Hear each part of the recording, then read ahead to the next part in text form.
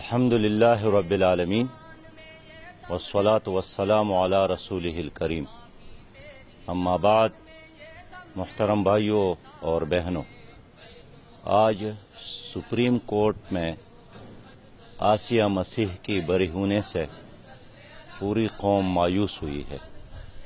اور supreme court کے اس فیصلے پر پوری قوم حیران اور پریشان ہوئی ہے۔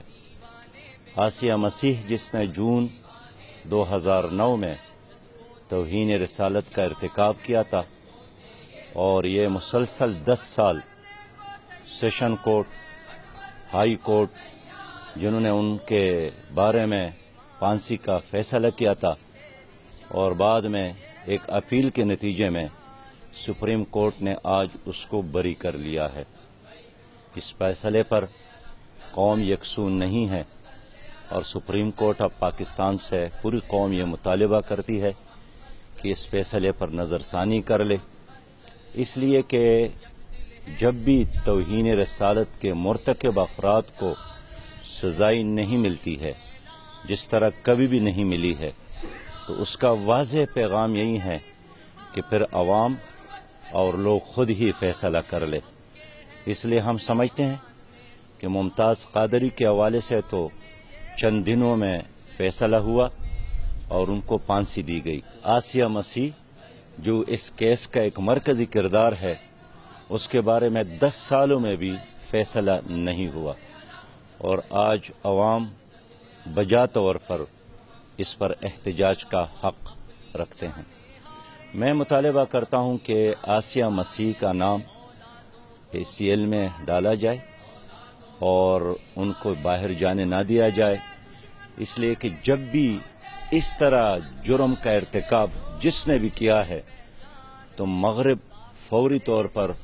اس کو اپنے ہاں VIP بناتا ہے۔ سلمان رشدی کو VIP بنایا گیا، بنگلہ دیش کے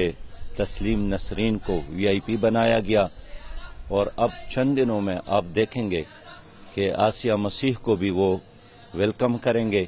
اور عزت اور وقار کے ساتھ اور بڑے پروٹوکول کے ساتھ